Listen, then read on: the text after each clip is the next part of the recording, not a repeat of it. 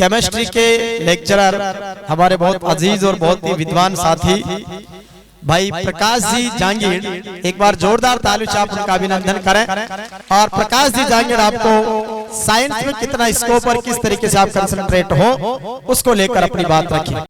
भारत माता की बहुत बहुत धन्यवाद कि माड़ा सर की उपस्थिति वास्तव में हमारे लिए बहुत ही गौरव की बात है, क्योंकि सर बहुत अपने भारत लेवल पर बहुत बड़े बड़े मंच पर रहते हैं और आज हमारे बीच में हैं, तो सर की उपस्थिति के लिए एक बार जोरदार ताली बजाओ सर।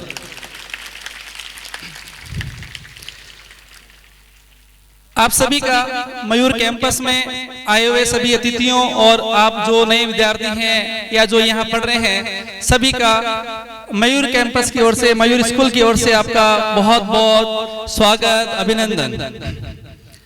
आपने आज के इस जो प्रतिभा खोज परीक्षा है, इसके बारे में पिछले महीने भर से आप बहुत उत्सुक हैं कि कब इस स्कूल में ये प्रोग्राम, आपके ये परीक्षा आयोजित होगी, ताकि हम अपनी प्रतिभा को एक बड़े मंच पर ला सकें। बहुत जरूरी है कि एक बड़ा मंच मिलना, क्योंकि इस जीवन में प्रतिभा सबके पास में होती है, लेकिन इस प्रतिभा को एक सही दशा और दिशा देने के लिए एक मंच जरूरी होता है।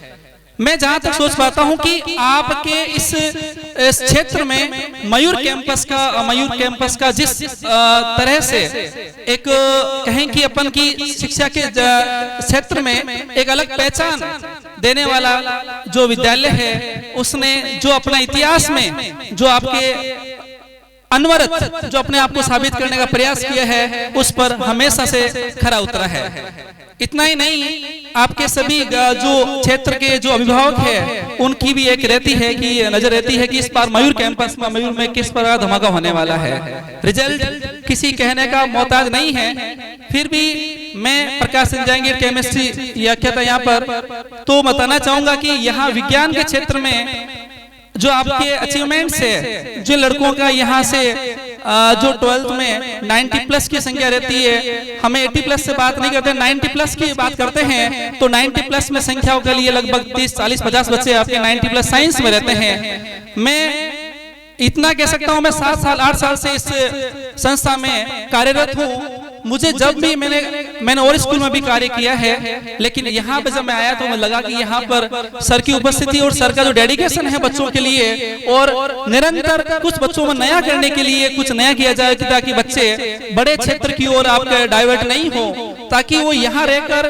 क्योंकि बाहर बड़े बड़े क्षेत्र में जाकर, जैसे मान लो कोटा या सीकर की ओर देखते हैं, तो वहां पर एक बड़ी रकम घर की ओर से जाती है। शिक्षा को उसी क्षेत्र में गांव का लड़का या लड़की यहाँ स्कूल बस में आकर या ऐसी कैंपस में आकर उस लेवल की पढ़ाई यहाँ कर ले, तो उसके घर वालों का जो खर्चा है वो काफी हद तक कम हो जाए। इस तरह की सोच और इस क्षेत्र में अपने आप को साबित करने वाला मयूर संस्थान आपके सामने उपस्थित है, आप कह सकते हो स्थित है।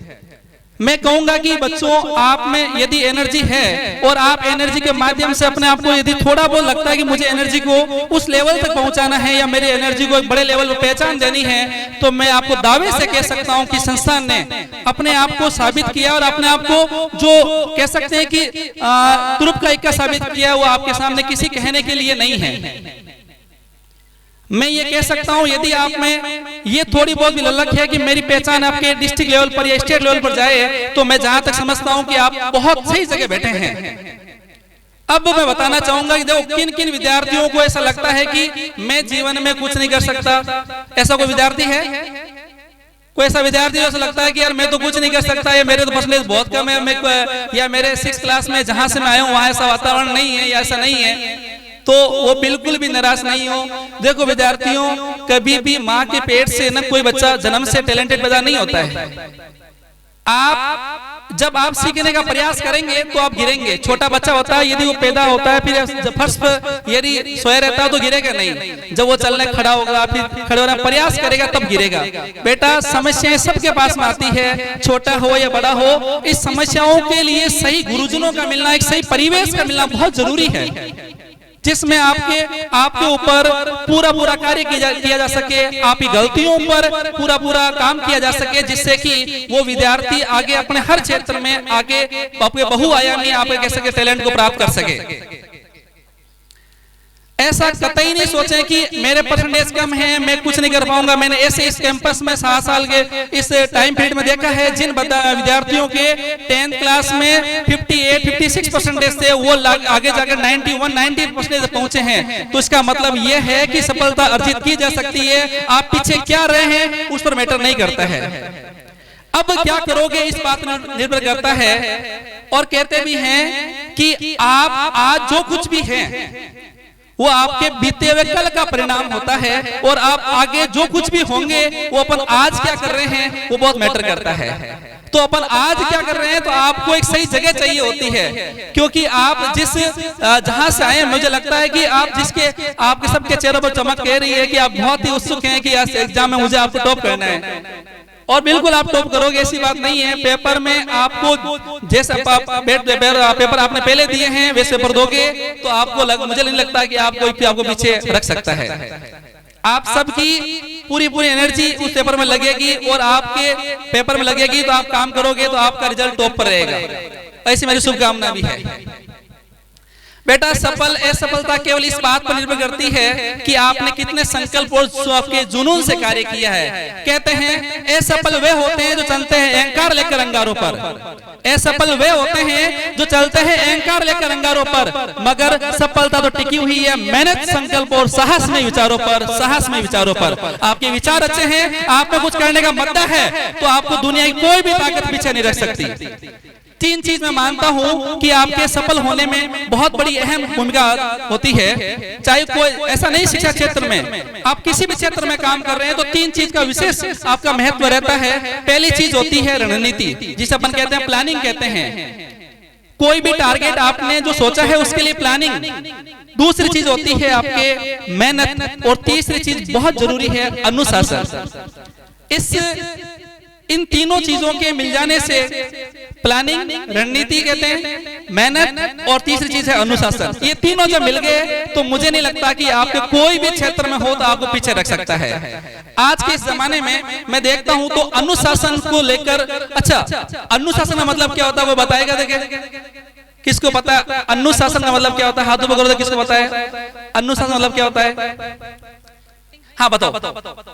हाँ, व्यवस्थित और सही ढंग से, तात्पर्य बहुत बढ़िया, इनके लिए सब जने बहुत बढ़िया। आप जीवन में अनुशासित रहकर जो कार्य कर सकते हैं ना बेटा, वो आपके किसी और तरीके से उस कार्य को आप अच्छे तरीके से रिजल्ट को प्राप्त नहीं कर सकते। अनुशासन से ही उस कार्य की अच्छी सही कह सकते हैं कि आप रिजल्ट को प्राप्त कर सकते हैं। तो अनुशासन के लिए ये विद्यालय मुझे लगता है कि सबसे बेहतर ढंग से आपके अपने आप को परिभाषित किया है। अनुशासन में रहकर ही विद्यार्थी सब कुछ अच्छे से सीख पाता है। और याद रखिए बेटा, यहाँ पर जैसे अभी आप व्यवस्थित तरीके से बैठे हैं, कितने अच्छे कार्य कर रहे हैं, जैसे मान लो आप 30 स्टाफ पूरे हैं, पूरी डेडिकेशन के साथ में जो आपको सिखाया जाएगा वो ही आप अच्छे से सीख पाएंगे। और अभी के चीज में मैं मानता हूं 3 चीजें हैं जो विद्यार्थी को अनुशासन से और उनके अपने लक्ष्य से, आपके मोबाइल, मूवी और मोटरसाइकिल। अभी मोबाइल का चलन बहुत ज्यादा हो रहा है, जिसमें विद्यार्थी मुझे लगता है व्यस्त नहीं, आज का इंसान अस्त व्यस्त है, इसी वजह से भी लक्ष्य की ओर आपको हासिल नहीं कर पाता है। तो आप सभी क्या एनर्जी से पढ़ने के लिए तैयार हैं? कौन कौन तैयार है इस वर्ष के लिए? जहां भी आप अध्ययन करें ये नहीं कहूंगा, लेकिन आप सब तैयार हैं। बहुत उपस्थित सभी स्टाफगण और जो आए मेहमान, इनके सम्मान में ताली बजाओ, सब ने ताली बजाओ। देखिए इनके बच्चों के लिए, बच्चों के हौसले के लिए, बच्चे के इसके लिए मैं इस बार जो इस वर्ष में बहुत एनर्जी से कार्य करूंगा, बहुत अच्छी मेहनत ढंग से काम करूंगा ताकि मैं अपने लक्ष्य को प्राप्त कर सकूं। अब अगली बात अपन बात करें तो विज्ञान के क्षेत्र में आप कौन कौन से ऐसे स्कोप हैं कि जिसमें आप अपना फ्यूचर बना सकते हैं। आपके 10th करने के बाद में आपको एक विषय का चयन करना होता है। उस विषय के चयन में आपके साइंस, बायो, मैथ, एग्रीकल्चर 3 विषय होते हैं जो अभी यहाँ पर मयूर स्कूल में भी संचालित है। बात करें सबसे पहले एग्रीकल्चर विषय की, तो एग्रीकल्चर विषय में अभी आज के समय में जितना स्कोप है या जितने अच्छे तरीके बहुत जल्द थोड़ी मेहनत से अच्छा ऑफिसर रैंक प्राप्त करना हो तो मेरे ख्याल से बहुत ही बढ़िया आपके ऐसी आपका क्षेत्र है, इसमें अपना नाम कमा सकते हैं। एग्रीकल्चर की में ये है कि अभी जनरली बहुत से गांवों में एग्रीकल्चर विषय आपके बहुत कम जगह है, तो ऑब्वियस सी बात है कि उसमें कैंडिडेट भी कम बैठेंगे और कैंडिडेट कम बैठेंगे तो उसमें यदि बच्चे ने थोड़ी अच्छी एनर्जी से काम किया 12th करने के बाद में वो आपके सुपरवाइजर बन सकता है, गवर्नमेंट जॉब को प्राप्त कर सकता है। ये तो केवल फर्स्ट पायदान की बात कर रहा हूं जिसमें वो अपना करियर बना सकता है। इसके लिए 11, 12 आपके एग्रीकल्चर विषय का होना जरूरी होता है, जिसमें आपके 3 विषय होते हैं, केमिस्ट्री, बायो और एग्रीकल्चर होता है। इस विषय के आप जैसे ही 12th पास करते हैं तो आप उस एग्जाम के लिए एलिजिबल हो जाते हैं, मतलब आपके इतनी योग्यता आ जाती है, आप एग्जाम दे सकते हैं। अब उसके बाद में कुछ बच्चे इस सुपरवाइजर एग्जाम के बजाय आप आगे आपके कॉलेज के लिए जाना चाहता है, जो भी इंटरेस्टेड होते हैं कि मैं कॉलेज में जाऊं, तो उसके लिए एग्जाम होता है, जेट का एग्जाम होता है। उस जेट के एग्जाम के बाद में आपके राजस्थान के लिए है, और इंडिया लेवल बात करें तो एग्जाम होता है ICAR का एग्जाम होता है।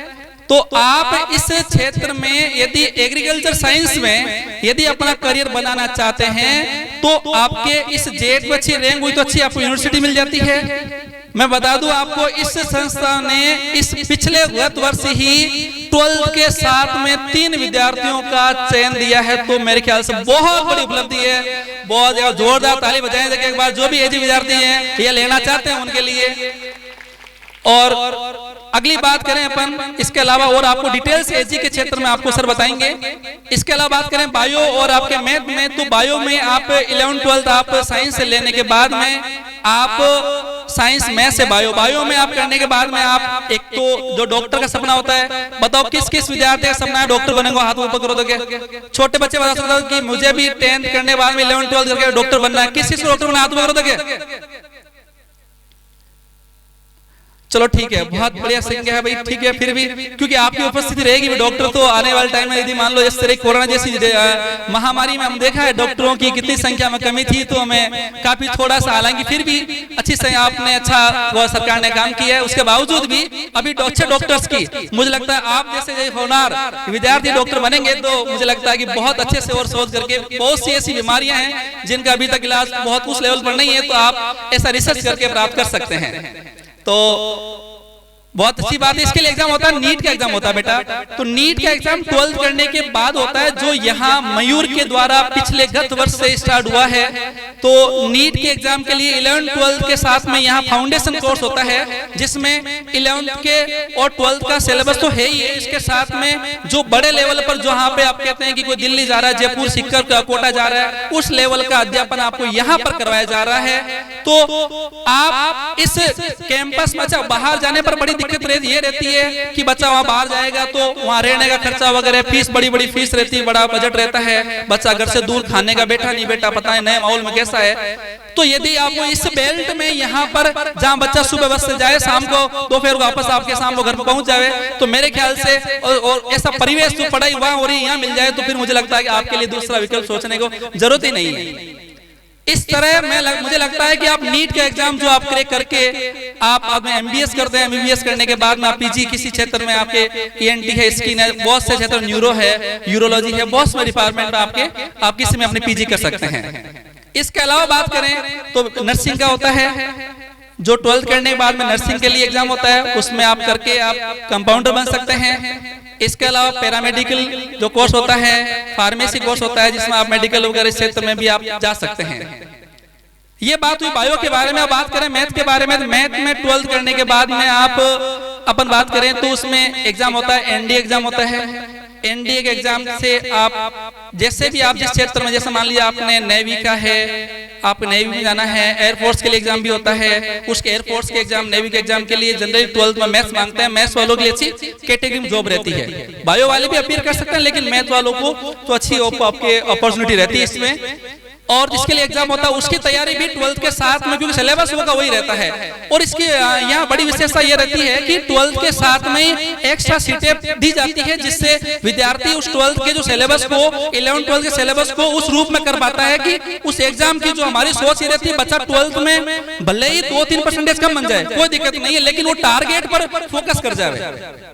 टारगेट मतलब उसका 12th करने के बाद में जो एग्जाम है उस एग्जाम को क्रैक कर जाए। अपन भी यही चाहते हैं कि हम सभी यही चाहते हैं कि अच्छी जगह सेट हो जाए, अच्छा अपना लाइफ में करियर बन जाए। और ये इसी के लिए ही 11 12 में आपके एक्स्ट्रा सीटें चलाई जाती है, जिसमें आप एनडीए के लिए आप एनडीए जैसे एग्जाम एयरफोर्स है, नेवी का है, इसमें आप अपीयर होकर अच्छे से अपना लाइफ को आप सेट कर सकते हैं। इसके बाद में यदि कोई लड़का इससे हटकर यदि बीएससी करता है, बीएससी में भी बीएससी बीएड का होता है और एक बीएससी होता है। इस बार मयूर कैंपस में भी एक आपके कॉलेज का भी पिछले 2 साल से एक नए आपके और एक कदम सफलता की ओर आगे बढ़े हैं, उसमें बीएससी करने का भी है। यदि आप बीएससी करते हैं तो आपके यहाँ से बीएससी करने के बाद में और एक बड़ी बात यहाँ पर मैं जानता हूँ कि इस क्षेत्र के लिए बहुत ही बड़ी उपलब्धि है कि मयूर स्कूल में इस बार से कॉलेज में आपके एनसीसी स्टार्ट हो गई है। एक बार जोरदार ताली बजाइए अपने क्षेत्र के लिए कि इसमें अपने क्षेत्र में एनसीसी स्टार्ट हुई है और वो स्टार्ट अपने को मयूर स्कूल में ही मिली है। और इससे बड़ी उपलब्धि क्या रहेगी? और एनसीसी का बड़ा सा फायदा क्या रहता है बेटा कि आपने एनसीसी का आपके पास में सी सर्टिफिकेट है, तो सी सर्टिफिकेट के माध्यम से आप ग्रेजुएशन करने के बाद में आप सीधा सीडीएस का एग्जाम होता है, सीडीएस के एग्जाम को पास करने पर इंटरव्यू होता है। तो उस सीडीएस के एग्जाम के पास करने आपको पास करने की जरूरत नहीं है। यदि आपके पास में एनसीसी का सी सर्टिफिकेट है, आप सीधा इंटरव्यू में अपीयर होगे, सीधा इंटरव्यू आपको पास करने की जरूरत नहीं, एग्जाम सीधा इंटरव्यू में दिया, इंटरव्यू आप पास हो गए तो आप सीधा आप सीडीएस जैसे एग्जाम में सेंट्रल डिफेंस सर्विस में आप अपना करियर बना सकते हैं, जिसमें लेफ्टिनेंट कर्नल मेजर आपके ब्रिगेडियर तक की आपकी ऊपर की पोस्टों में आपका प्रमोशन रहता है। तो इस क्षेत्र में भी आप साइंस के विद्यार्थी आपके उसमें भी सिलेबस लगभग वही रहता है। तो कुल मिलाकर मैं कहूं कि आप विज्ञान के क्षेत्र में यदि आप थोड़ा बहुत भी रुचि रखते हैं, क्योंकि जमाना टेक्नोलॉजी के साथ में है और ऐसे आविष्कार हुए हैं जिसके बारे में अपन कहें कि अपन बहुत अपने ये कल्पना करिए आज के 100 साल पहले अपन 2 साल पहले पैदा होते तो ऐसी चीजें जैसे अभी यहाँ पे कैमरे चल रहे हैं वो चल रहे हैं, तो ऐसी चीजें अपन यदि आजकल वीडियो फटाफट वीडियो अपने अपलोड किया, ये दिख रहे हैं वो देख रहे हैं, ये संभव नहीं था। अपन सही समय पैदा हुए, सही हमें आविष्कार मिले हैं, ऐसी चीजें मिली है जिसके अपन वास्तव में जीवन बहुत आसान हो गया है। लेकिन इनके ऊपर पूरा निर्भर नहीं रहना। अपने को कहते भी हैं सेवक बनकर है वरदाई जो स्वामी बनकर है अभिशाप, सेवक बनकर है वरदाई जो स्वामी बनकर है अभिशाप, नर का उपयोग ज्ञान को पुण्य बनाता या फिर पाप। तो आप इस चीज को कैसे काम में लेते हैं ये आप ऊपर निर्भर करेगा। आप उनको पूरा फुली डिपेंडेंट नहीं रहे, आप काम लेते हुए अपना कार्य साधें, तो मुझे लगता है इसे ये जो विज्ञान के चमत्कार हुए हैं ये आप सबके लिए फायदेमंद साबित होंगे। आप सभी को आपके सभी के मंगल में आपके जीवन रहे उसके लिए शुभकामनाओं के साथ में अपनी वाणी विराम देता हूं। धन्यवाद।